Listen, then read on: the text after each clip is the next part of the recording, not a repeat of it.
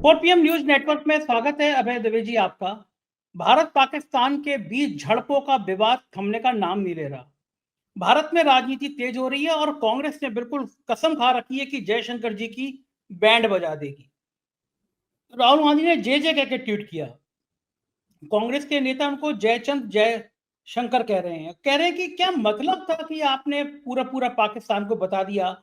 क्या कोई पाकिस्तान को बताता कि हम तुम पे हमला करने आ रहे हैं। और मुझे लगता है कि बहुत बड़ी गलती कर दी विदेश मंत्री ने, जयशंकर जी ने, ये बयान देके कि हमने पाकिस्तान को कह दिया कि हम आपके खिलाफ हमला नहीं कर रहे हैं। ऐसे बयानों का कोई मतलब नहीं था कि ये बयान दे रहे हैं। और कोई भी अगर सुनेगा तो वो ये कहेगा कि भाई आप बता क्यों रहे हैं पाकिस्तान को, पाकिस्तान आपको कोई रिश्तेदार थोड़ी ना लग रहा है।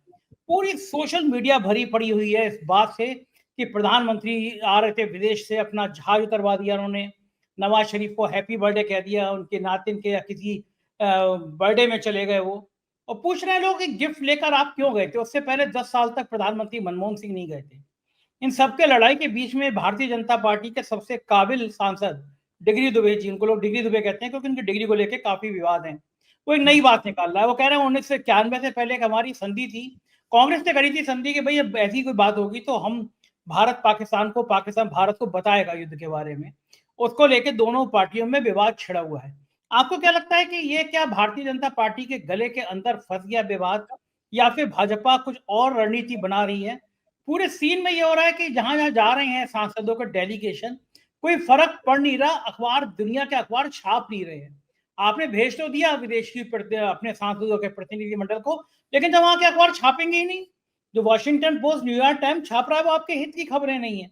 तो दुनिया में आप संदेश क्या दे रहे हैं? इस पूरे प्रकरण पे आपका क्या मानना है, हम जानना चाहते हैं।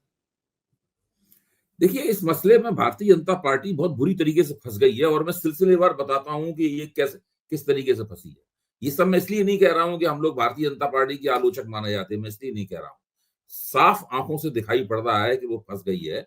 और इसीलिए जो गोदी मीडिया के चैनल भी हैं, गोदी मीडिया के एंकर और एंकरनियां भी हैं, वो भी इस सवाल के ऊपर कोई साफ बात नहीं कह पा रहे हैं, कोई दावा नहीं कह पा रहे। एक ही बात कहते हैं, हमने तो घुस के मारा, हमने घुस के मारा। वही जो 2019 में बोले थे वही दोबारा बात को कह रहे हैं। इसके अलावा उनके पास कोई तर्क नहीं है। अब मैं आपसे बात शुरू करता हूं। दो वक्तव्यों को मैं एक दूसरे के साथ रख के आपके सामने पेश करूंगा। पहला वक्तव्य है विदेश मंत्री एस जयशंकर का, और दूसरा वक्तव्य है वायुसेना के डीजीएमओ एयर मार्शल ए के भारती का। इन दोनों वक्तव्यों को आप देखिए। ए के भारती ने पहले वक्तव्य दे दिया था एक प्रेस कॉन्फ्रेंस में, उनसे पत्रकारों ने पूछ लिया था कि भाई भारत के, कहा जा रहा है कि पाकिस्तान कह रहा है कि भारत के राफेल विमान भी गिरे हैं। तो उस पर उन्होंने जवाब दिया था कि लड़ाई में नुकसान होता ही है, हमारे सारे जो पायलट हैं, वो सब सारे विमान चालक हैं, सुरक्षित रूप से वापस आ गए। ये उन्होंने कहा था। साथ उन्होंने ये भी कहा था अभी लड़ाई में नुकसान क्या हुआ ये बताने का वक्त नहीं है। मैं उनकी बात से पूरी तरह सहमत हूं। संजय जी, आप भी उनकी बात से पूरी तरह सहमत होंगे। जब लड़ाई होती है, जब फौजी संघर्ष होता है, तो उसमें नुकसान दोनों तरफ होता है। और ये कोई उचित बात नहीं है कि उसी वक्त सार्वजनिक रूप से उस नुकसान को बताया जाए। लेकिन उनके वक्तव्य से स्पष्ट था, जिसको हम लोग 4 पीएम के मंच पहले भी चर्चा कर चुके हैं, कि विमान सुरक्षित वापस नहीं आए, पायलट वापस आए सुरक्षित। ये उनके बयान से बिल्कुल स्पष्ट हो गया। लेकिन हम सब लोग देशभक्त हैं, तो किसी पत्रकार ने उनके साथ जिरह नहीं की इस सवाल के ऊपर। बात वहीं पे खत्म हो गई। फिर उसके बाद में हॉन्डुरस एम्बेसी, राजदूत के दूतावास के सामने उन्होंने एक वक्तव्य दिया, एक सवाल के जवाब में, विदेश मंत्री जयशंकर ने अंग्रेजी में उन्होंने वक्तव्य दिया। मैं वो तो नहीं आपके सामने दोहराऊंगा, लेकिन वक्तव्य कुछ इस प्रकार का था। हमारे पास अंग्रेजी वाला उसका पूरा पाठ भी है। वक्तव्य कुछ इस प्रकार का था कि संघर्ष की शुरुआत में ही, ऑपरेशन की शुरुआत में ही, मतलब ऑपरेशन सिंदूर से मतलब है, शुरुआत में ही उन्होंने पाकिस्तान को बता दिया था कि हम आपके आतंकवादी ठिकानों पर हमले करेंगे, हम आपके आतंकवादी ठिकानों को निशाना बनाएंगे। इसका पाकिस्तान की सेना से कोई ताल्लुक नहीं है। पाकिस्तान की सेना को इस मसले से अलग रहना चाहिए। लेकिन पाकिस्तान की सेना ने उनकी इस बढ़िया सलाह के ऊपर बढ़िया सलाह को ठुकरा दिया, सलाह को नहीं माना। ये इस तरह का उन्होंने एक वक्तव्य दिया। तो जैसे ही उन्होंने ये वक्तव्य दिया, एक तरह से उन्होंने बर्रों बर के छत्ते को छेड़ दिया, क्योंकि ये वक्तव्य सीधा सीधा जाके एयर मार्शल भारती के वक्तव्य से जुड़ गया। और एयर मार्शल भारती का वक्तव्य जो बहुत निर्दोष लग रहा था उस वक्त, उनके लिहाज से वो निर्दोषी था, क्योंकि उन्हें थोड़ा पता था कि आगे जाकर भारत के विदेश मंत्री इस तरह का वक्तव्य दे देंगे, ये कोई पहले से थोड़ा उन्हें पता था। उसके बाद लोग सोचने लगे कि भाई जब भारत के राफेल विमान अपनी मिसाइलें लेकर एयर स्ट्राइक करने के लिए जब पाक ऑक्युपाइड कश्मीर और पंजाब के ऊपर तैयार हो एयरबॉर्न हो रहे होंगे, आप पूरे चित्र की कल्पना कीजिए, उस वक्त पाकिस्तान को यह बात कैसे पता थी कि ये वहां पे हवाई जहाज वहां मौजूद है? उसने पूरी तैयारी, पूरी सतर्कता और तैयारी, ये बात सही है, एयर डिफेंस सिस्टम में कई बार एयर डिफेंस सिस्टम हमलावर विमानों को पकड़ लेते हैं, लेकिन अगर आप और साधारण रूप से सतर्क हो, पहले दिन रात आप जाग के चौकसी कर रहे हो, तो आपके उन पकड़े जाने की संभावना और बढ़ जाती है। तो लोग तो टेक्निकल बात नहीं समझते, तो आम जनता जो है वो इस बात को देखे उसके लोगों के दिमाग में ये आया कि भाई इसका मतलब पाकिस्तान को पहले से मालूम था,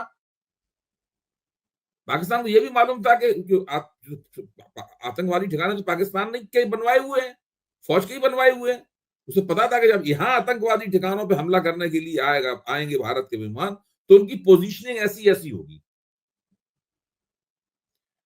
तो जो उनका एयर डिफेंस सिस्टम था, जो चीन की मदद से बनाया गया था, उस एयर डिफेंस सिस्टम ने ऐसा लोगों को लगा, मैं ये नहीं कह रहा हूं ऐसा हुआ है, मैं कौन होता हूं ऐसा हुआ, ऐसा लोगों को लगा कि चूंकि उन्हें पहले से जानकारी थी, तो वो सब उन्होंने भांप लिया, पहले से उसकी शिनाख्त कर ली और नुकसान पहुंचा दिया। ये बहुत मैं सतर्कता पूर्वक बोल रहा हूं, नरम भाषा में बोल रहा हूं। अच्छा, ये चीज जैसे ही बाहर आई, ये चीजें दोनों जैसे ही मिली और कांग्रेस ने इस मसले को उठाया, वैसे ही हंगामा मच गया। अच्छा, उधर ट्रंप जो है वो बार बार लगातार कह रहे हैं पृष्ठभूमि में कि हमने युद्ध विराम कराया, हमने सीज फायर कराया, हमने इसकी धमकी दी, ट्रेड की धमकी दी, ये दिया वो दिया, एक बार नहीं 8 बार बोल दिया एक एक करके। अच्छा, जब कांग्रेस ने आरोप लगाया तो विदेश मंत्रालय के प्रवक्ता ने निकल के ये कहा कि नहीं, उनका मतलब ये नहीं था, उनका विदेश मंत्री का मतलब ये नहीं था। विदेश मंत्री का मतलब तो ये था कि जब 22 मिनट की वो भारत की कार्रवाई हो गई, 7 और 8 की रात की 22 मिनट की जो कार्रवाई हो गई, उस कार्रवाई के बाद विदेश मंत्री ने उनको कहा। अब इस बात पे बहस छिड़ गई कि उनका बयान दोबारा पढ़ा जाए। फिर तो लोग बहुत उसको कस कस के उस बयान को पढ़ने लगे। 2 लाइन का बयान है, उसको पढ़ने में कितनी देर लगती है? ऐसा भी नहीं है कि वो फ्रेंच या स्पेनिश में हो, अंग्रेजी में है। भारत में सब लोग, ज्यादातर लोग अंग्रेजी जानते ही हैं। अगर ये होता कि वो कार्रवाई के बाद उन्होंने ये वक्तव्य दिया, कार्रवाई के बाद उन्होंने पाकिस्तान को ये जानकारी दी होती, अगर ये बात सही होती, तो वो ये अपना बयान यहां कैसे शुरू करते, यहां से क्यों शुरू करते कि ऑपरेशन की शुरुआत में ही? वो बयान यही तो कह रहे हैं, ऑपरेशन की शुरुआत में ही हमने बता दिया उनको। तो बड़े आराम से कह सकते थे at the end of operation. ठीक बात है, ऑपरेशन के अंत में बड़े आराम से कह सकते थे।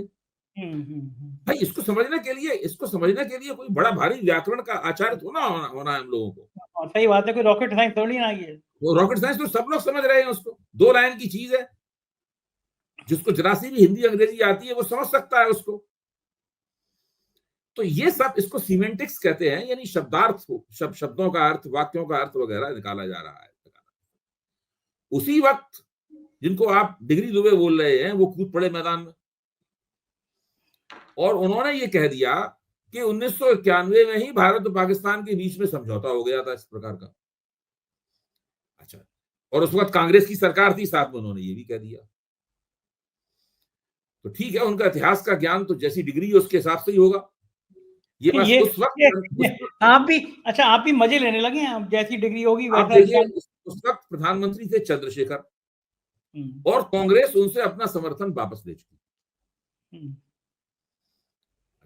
तो उस वक्त ये समझौता हुआ था, उस समझौते को लागू किया बाद में पीवी नरसिंह राव ने, जो कांग्रेस की सरकार में समझौता लागू हुआ। ये बात भी सही है, ये भी तथ्य है, तथ्य से इनकार नहीं किया जा सकता।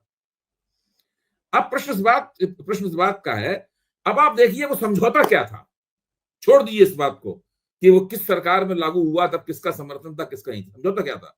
समझौता ये है कि जब हम युद्धाभ्यास करेंगे, जब हम वॉर एक्सरसाइज करेंगे, उस वक्त करने से पहले हम आपको बता देंगे कि हम वॉर एक्सरसाइज करने वाले हैं, हमारा निशाना आपकी तरफ नहीं है। इसी तरह पाकिस्तान जब वॉर एक्सरसाइज करेगा तब वो बता देगा कि हमारा निशाना आपकी तरफ नहीं है। समझौता ये था। इस समझौते का जब भारत हवाई हमला कर रहा है आतंकवादियों के ठिकानों पर, एयर स्ट्राइक को क्या कहते हैं हिंदी में? हवाई हमले ही तो कहेंगे। स्ट्राइक स्ट्राइक हम लोग बहुत अंग्रेजी ना हो गए, हवाई हमले ही तो कहेंगे उसको। तो अब आप ये सोचिए, इस बात पे जरा ध्यान दीजिए कि उस समझौते का कोई ताल्लुक ही नहीं है इससे। वो तो युद्धाभ्यास के बारे में था समझौता, वो एयर स्ट्राइक के बारे में नहीं था। इसी पर यह भी सवाल उठता है कि क्या जब बालाकोट स्ट्राइक की गई थी उससे पहले भी अगर समझौते के तहत जानकारी दी जाने वाली थी, क्या बालाकोट स्ट्राइक से पहले भी पाकिस्तान को जानकारी दे दी गई थी, या उड़ी स्ट्राइक से ही पहले पाकिस्तान को जानकारी दे दी गई थी? बाद में तथ्य निकल के आए कि उड़ी स्ट्राइक के बाद में भारत के डीजीएमओ ने पाकिस्तान के डीजीएमओ को जानकारी दे दी थी। डीजीएमओ का मतलब हुआ director general of military operations. तो दर्शकों की सफाई के लिए मैं कह रहा हूं, हालांकि दर्शक बड़े योग्य हैं और सब जानते हैं इन बातों को। तो बाद में जब इसी तरह बालाकोट स्ट्राइक हुई थी तब भी भारत के वायुसेना के डीजीएमओ ने पाकिस्तान के डीजीएमओ को ये जानकारी दे दी थी। होने के बाद में हमने कर दी स्ट्राइक, ये जानकारी थल सेना के डीजीएमओ ने दी, वायुसेना के डीजीएमओ ने दी। अगर 7 और 8 तारीख को जो एयर स्ट्राइक हुई 9 जगहों पर पाकिस्तान में, उसकी जानकारी हमारे विदेश मंत्री ने स्ट्राइक होने के बाद दी है, तो ये तो पहले विदेश मंत्री का काम नहीं है? हाँ सही बात है, उनका काम थोड़ी ना कि वो जाके जानकारी दे देगी हम हमला कर रहे हैं। ये तो वायुसेना ने स्ट्राइक की थी, तो वायुसेना के डीजीएमओ को उनके वायुसेना के डीजीएमओ को जानकारी दे देनी चाहिए थी। इसमें विदेश मंत्री कहां से आ गए? क्योंकि विदेश मंत्री खुद कह रहे हैं कि मैंने जानकारी दी, विदेश मंत्री खुद कह रहे हैं कि मैंने जानकारी दी, and at the start of operation कह रहे हैं। उनका वाक्य शुरू होता है at the very start of operation. जब वो ये कह रहे हैं, मुझे इससे स्पष्ट हो जाता है कि मतलब कम से कम लोगों के पास ये अर्थ पहुंचता है उसका, लोग उसका जो तात्पर्य निरूपण कर रहे हैं, उसका जो अर्थ निकाल रहे हैं, मतलब निकाल रहे हैं, वो अर्थ यही निकल रहा है उसका कि ऑपरेशन से पहले बता दिया गया था पाकिस्तान को कि हम आतंकवादी ठिकानों पर हमले करेंगे और आपको इस हमले से कोई मतलब नहीं होना चाहिए, हमें आतंकवादियों को सजा देनी है, आप उससे दूर रहिए, हम कभी फौजी जगहों। तो इस चक्कर में क्या हुआ है कि उसके साथ वो एयर मार्शल भारती का वो जुड़ गया कि हमारे केवल पायलट सुरक्षित वापस आ गए, विमान वापस आए कि नहीं आई ये उन्होंने बताया नहीं। तो ये सब चीजें जो आपस में जुड़ गई, इससे बहुत बड़ा एक भारतीय जनता पार्टी के लिए साख का संकट और सरकार के लिए साख का संकट पैदा हो गया।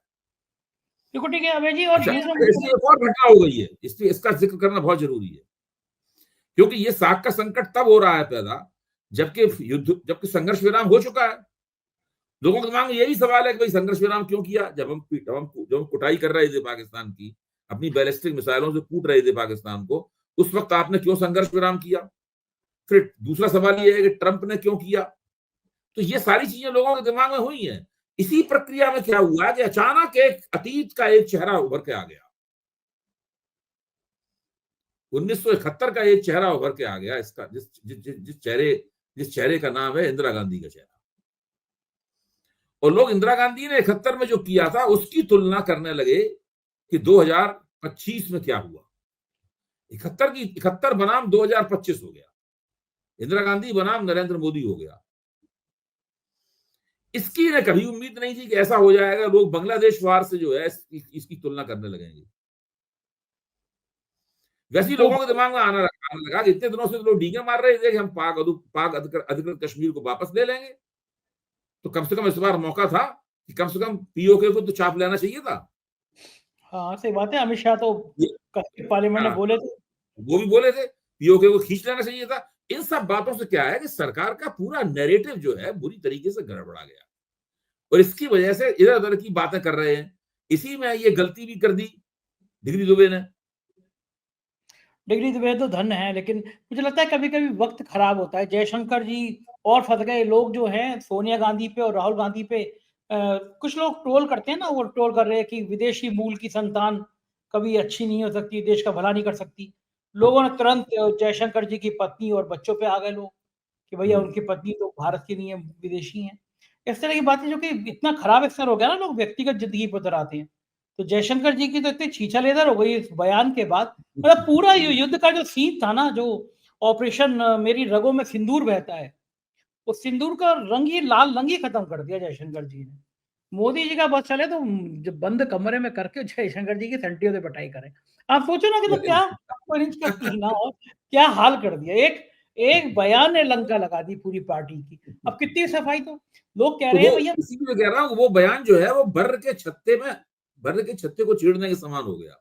हाँ, उसमें अच्छा क्या तो हुआ कि इससे पहले दिए गए बयानों का मतलब भी बदल गया। देखिए, कुछ सब कोई चीज बदल ऐसी गया। होती है जो बड़े इसके बैकवर्ड फॉरवर्ड असर होते हैं। इससे हम्म। पहले जो बयान दिए गए थे, जो फौजी जनरलों ने दिए थे, एयर मार्शलों ने दिए थे, उनके मतलब भी कुछ के कुछ हो गए। तो ये एक बड़ी मुश्किल आ गई है बीजेपी के लिए। बिल्कुल ठीक कह रहे हैं। और दूसरा एक चीज और है ना कि आप जैसी करनी वैसी भरनी, आप ऐसी हवाबाजी करोगे तो ऐसी ही बातें सुनने को भी मिलेगी। अब देखिए इधर वो कह रहे हैं, प्रधानमंत्री कह रहे हैं कि रंगों में सिंदूर बह रहा है, गर्म सिंदूर बह रहा है, मेरा दिमाग ठंडा है, गर्म है। उधर कश्मीर में कल फिर एक हमारे बहादुर सैनिक की मौत हो गई, शहीद हो गया वो आतंकियों से लड़ते हुए। कश्मीर में ये सब धंधे बंद ही नहीं हो रहे। और हमारे कश्मीर के गवर्नर साहब, उनका मन लगता है उत्तर प्रदेश में। उनको लगता है कि कश्मीर से मुझे मौका मिल जाए, छूटे और मैं लखनऊ उत्तर प्रदेश का मुख्यमंत्री बन जाऊं योगी जी को हटाकर। आप सोचो कि मतलब मेरी समझ में नहीं आता, कश्मीर इतना सेंसिटिव पॉइंट है जहाँ तारा 370 आपने हटा के अपना वाई वाई करी, तो गवर्नर तो कम से कम ऐसा लगाना चाहिए था जिसका मन कश्मीर में लगे। आप हम और आप अभय जी, मैंने पहली भी बार शो में किया, हम 5 लाख रुपए किसी ठग से ले लें, पूरे मार मार के लाल करके बंद कर देगी। वो गवर्नर साहब मनोज सिन्हा, वो ऑलरेडी अपने शपथ पत्र में कह चुके हैं, मैंने संजय शेरपुरिया, जिसको उत्तर प्रदेश सरकार ने ठग कह के बंद किया, कि मैंने उससे 25 लाख रुपए उधार ले रखे हैं। अब आप सोचो, पुलिस कह रही है वो ठग है, और गवर्नर साहब ने उससे 25 लाख रुपए एफिडेविट पे ले रखे हैं। और वो भी जम्मू कश्मीर जैसे सेंसिटिव जगह के गवर्नर बने हुए हैं। और जम्मू कश्मीर वही है जहां के भ्रष्टाचार की कहानियां सतपाल मलिक ने मुझे इंटरव्यू में बताई थी। बताया था कि भैया एक फाइल थी, उसमें 300 करोड़ रुपए रिश्वत मिल रही थी। राम माधव संघ के और अंबानी भागे भागे उनके आदमी आए कि साहब 300 करोड़ मिल जाएंगे, ये फाइल कर दीजिए। सीबीआई की जांच हुई, बेचारे मलिक साहब फंस गए। तरस आ रहा है जिन हालत के फोटो हैं। तो अब मनोज सिन्हा की जो कार्यशैली है उसमें इतने सवाल उठते हैं कश्मीर में भ्रष्टाचार के, और बड़ा वजह है। मैं गया था चुनाव के बीच में अभय जी, कश्मीर में रहा था मैं। बड़ा दर्दनाक बात यह है कि पहली बार वहां के लोगों ने कहा कि 50 सालों में ऐसा नहीं हुआ जितना नशा पिछले 1 साल में कश्मीर के अंदर आया है, ड्रग्स आई हैं, पहले कभी नहीं आई। तो कह रहे हैं कि हम तो बर्बाद हो गए, हमारी नई जनरेशन वो दिन भर नशे में पड़ी रहती है। कोई इंजेक्शन लगा रहा है, कोई सिर्फ गांजा पी रहा है, कोई चरस पी रहा है, कोई स्मैक पी रहा है। तो ये नशा आ कहां से रहा है? लोग कहते हैं कि बॉर्डर पार से आ रहा है। तो हमारे बॉर्डर पार से आतंकी भी आ जा रहे हैं, हमारे बॉर्डर पार से नशा भी आ जा रहा है। आतंकी आते हैं, मारते हैं, 2 घंटे रुकते हैं और चले जाते हैं। आज कोई नहीं पूछ रहा कि भाई लड़ाई तो सारी इसी बात पे हुई थी ना कि वो 4 आतंकी तुमने तुम्हारे यहाँ मारेंगे। वो 4 आतंकी कहाँ है? वो गर्म सिंदूर ही बहता रहेगा या 4 आतंकियों की खोज होगी? उन आतंकियों पे बात क्यों नहीं हो रही है? बेदी जी कोई बात ही नहीं कर रहा वो आतंकी कहाँ है। नहीं, अब ये सवाल देखिए, कांग्रेस ने कुछ सवाल उठाए हैं, और जब मैं उन सवालों को पढ़ता हूं तो मुझे लगता है कि बहुत दिनों बाद कांग्रेस ये करती हुई नजर आ रही है कि वो सवाल उठा रही है जो जनता के मन में है। भाई, कांग्रेस ने सवाल उठाया कि जब पाकिस्तान की डीजीएमओ का फोन आया, पहले उन्होंने फोन किया तो भारत के डीजीएमओ की घंटी बजती रही, इन्होंने फोन नहीं उठाया। फिर उसने 2-3 घंटे बाद फिर दोबारा फोन किया पाकिस्तान के डीजीएमओ ने, इन्होंने फोन उठाया, तब उसने बताया कि आइए चलिए संघर्ष विराम कर लेते। तो कांग्रेस सवाल उठा रही है कि आपने पाकिस्तान के डीजीएमओ की बात पे संघर्ष विराम कर लिया, आपने कोई शर्त नहीं रखी उसके सामने। आपकी पहली शर्त यह होनी चाहिए थी कि 4 आतंकवादी जिन्होंने बैसरण घाटी में खून खराबा किया है उनको आप हमें सौंपिए। दूसरी शर्त यह होनी चाहिए थी कि हाफिज सईद को सौंपिए। तीसरी शर्त होनी चाहिए थी अजहर मसूद को सौंपिए। मसूद अजहर को सौंपिए। चौथी शर्त होनी चाहिए थी कि दाऊद इब्राहिम को सौंपिए। ये शर्तें आपने उनके सामने क्यों नहीं रखी? आपने केवल, इसका मतलब ये है कि ये एक तरह से कांग्रेस कह रही है ये कि ये संघर्ष विराम के लिए उतावले बैठे हुए थे, बच के रास्ता निकल आए थे। हाँ बस दिक्कत। अच्छा, और उससे पहले ट्रंप संघर्ष विराम की घोषणा कर चुके थे, संघर्ष विराम हो गया, हमने करवा दिया। हाँ, वो करा दी।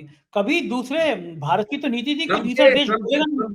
ट्रंप की घोषणा के 1.5-2 घंटे बाद उन्होंने शायद संघर्ष विराम की घोषणा की है उन्होंने। घोषणा करी है, हाँ। कभी ऐसा नहीं होता था कि भारत पाकिस्तान के बीच में कोई तीसरा देश बोल जाए। आप एक के बाद एक ट्रंप कह जा रहा है, उसको भी पता नहीं क्या उनका दिमाग का पेच ढीला हो गया है। इसमें वो जोर देखने की बात ये है संजय जी कि जो आसिम मुनीर का या शहबाज शरीफ का, मैं आसिम मुनीर कहता हूं, शहबाज शरीफ तो उनके प्यादे हैं। आसिम मुनीर का लक्ष्य ये था कि किसी तरह से कुछ ऐसी कार्रवाई की जाए जिससे कश्मीर के मुद्दे का अंतर्राष्ट्रीयकरण हो जाए। वो हो गया। तो वो कश्मीर के मुद्दे का इसमें अंतर्राष्ट्रीयकरण होता हुआ दिखाई पड़ता है। इस परिस्थिति से बचने के लिए भारत को बहुत मेहनत करनी पड़ेगी और काफी किस्मत इनका साथ होना चाहिए। मैं तो ये भारत देख की रहा हूँ विदेश नीति की पूरी तरह पोल खुल गई है इसके अंदर, और उसमें बिल्कुल कोई भी, दुनिया का कोई भी देश खुल के पाकिस्तान की कोई निंदा करते हुए नजर नहीं आता। मतलब लोग वैष्णव घाटी के खून खराबे की निंदा तो कर रहे हैं, लेकिन पाकिस्तान की निंदा करते हुए कोई नजर नहीं आया। वो सबसे बड़ी बात यह है कि अभय जी की ये मुद्दा बन रहा है। दुबई में गया भारतीय प्रतिनिधिमंडल सांसदों का आया, मैं भी उस प्रेस कॉन्फ्रेंस में था। एक पत्रकार ने कहा कि आप लोग एक स्टेटमेंट जारी कर देते, भारत के सांसदों को विदेश जा जाके ये सब कहने की जरूरत क्यों पड़ रही है? कोई जरूरत ही नहीं है, हम क्यों सफाई दे रहे हैं अपनी? और कोई दूसरी बात यह कि कोई सफाई सुन नहीं रहा हमारी। और चचा ट्रंप, वो तो ऐसे व्याकुल बैठे हुए हैं, उन्होंने आज ऐलान अपने भतीजे मस्क को ही हड़का दिया। तो मस्त भैया सुन लो, अगर भारत में बन गया ना एप्पल, तो अमेरिका में 25% टैक्स लगा दूंगा। और कांग्रेस ने सही कहा है कि ये प्रधानमंत्री को हो क्या गया है, सरकार को क्या हो गया है? ट्रंप रोज भारत की मजाक उड़ा रहा है, भारत में कमेंट कर रहा है, और हम ट्रंप का जवाब ही नहीं दे पा रहे हैं। बीकानेर में जाके कह रहे हैं कि हमारे खून में सिंदूर बह रहा है। अरे ट्रंप की तरफ भी देख के कह दो एक बार कि सिंदूर, ट्रंप हमारे रगों में गर्म सिंदूर बह रहा है। अगर है क्या, मैंने पहले भी कहा था कि मोदी जी छवि के संकट के शिकार है। वो अभी भी दिमागी तौर पर 2013-14 में रह रहे हैं। उस वक्त जब इस तरह की बातें ये बोलते थे तो लोग उनकी बातों पर पूरी तरह यकीन कर लेते थे, क्योंकि उस वक्त क्या था, कुछ ऐसा माहौल हो गया था कि चुनाव के मैदान में एक ही टीम चुनाव खेल रही थी। कांग्रेस चुनाव के मैदान से लगभग अनुपस्थिति थी। इतनी ज्यादा एंटी इनकम्बेंसी कांग्रेस के खिलाफ जमा हो गई थी। तो उस वक्त जो कहते थे अच्छे दिन लाएंगे वगैरह वगैरह, लोग उस सब पे यकीन कर लेते थे। अब ये एक सोच के गए, एक कविता सोच के गए बहुत ही थर्ड क्लास किस्म की, और वो उन्होंने कविता तुकबंदी वहां पे की, और उसके बाद में कहा कि मेरी रगों में गर्म सिंदूर बह रहा है। ये सब बातें ठीक है, जो बसों में भर के लोग लाए जाते हैं, मोदी मोदी चिल्लाने वाली टीम, लोगों के बीच में 2-3 टीमें बैठी रहती हैं। छोटी जगह होगी तो एक टीम होगी, मान लो हॉल हो रहा है, यूनिवर्सिटी में हो रहा है तो एक टीम होगी 7-8 लोगों की गमछे डाले हुए, और बड़ी जगह होगी 3-4 टीमें होंगी। वो सब एकदम ट्रेंड होती हैं, वो मोदी मोदी चिल्लाती हैं बहुत जबरदस्त, मोदी मोदी, इस तरह की चिल्लाहट होती है। और मोदी जी गर्व के साथ सीना तान के इधर उधर ऐसे करके देखते हैं माइक पे, और फिर अपना भाषण शुरू करते हैं। तो ऐसे माहौल में आप कुछ भी सिंदूर बहाते रहिए, नसों में कुछ भी बहाते रहिए, उससे कोई फर्क नहीं पड़ता। सवाल यह है कि देश की जनता के पास मैसेज क्या जा रहा है। लोग सब चीजों को देख रहे हैं, लोग जयशंकर का वक्तव्य देख रहे हैं, लोग एयर मार्शल ए के भारती का वक्तव्य देख रहे हैं, वो भी उन्हें याद है। लोगों को अब ये भी याद आ रहा है कि भाई हथकड़ियां बेड़ियां लग के भारतीयों को लाया गया था, तब भी ट्रंप के खिलाफ कुछ नहीं कहा, एक शब्द नहीं कहा। तो ये सब जो हो रहा है, इससे ये सब चीजें जमा हो रही हैं, लोगों के दिमाग में जमा हो रही हैं कि लोगों ने किया क्या। और फिर सबसे बड़ी बात यह है, देखिए मैं इस बात को बार बार इसलिए कह रहा हूं, आगे जाके ये बात समझ में आएगी। सबसे बड़ी बात यह है कि 71 से कितने साल हो गए, 71 को 29 साल वो, 25 साल वो, 54 साल बाद 9-5 53 साल पुराना एक चेहरा आ गया है, और वो मोदी जी की सफलता की तमाम दावेदारियों को चिढ़ा रहा है। भारतीय जनता पार्टी के सारे नैरेटिव को जो है उसने तकरीबन शून्य कर दिया है। बिल्कुल ठीक बात है। हालात ऐसे बन गए हैं कि फसंत हो गई है मामला।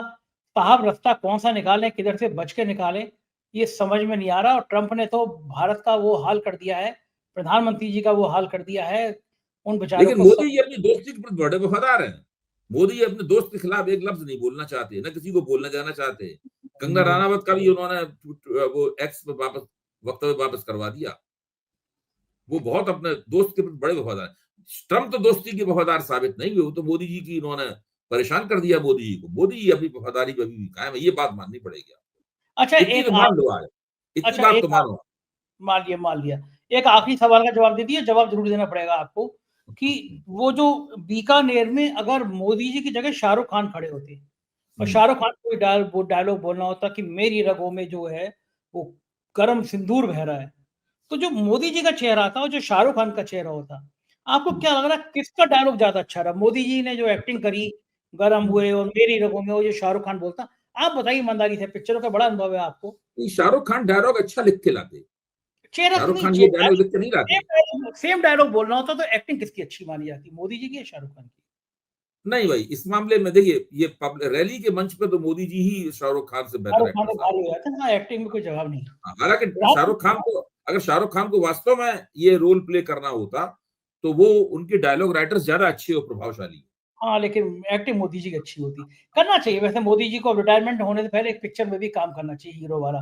जैसे राम रहीम से वो गाड़ियाँ फेंक दिया करता था, उड़ जाता था ऐसे ही। हाँ, इस ऊपर नीचे मामले में गिरती राम रहीम से वो सीखे। ठीक है। बहुत-बहुत शुक्रिया अभय जी, बातचीत के लिए धन्यवाद।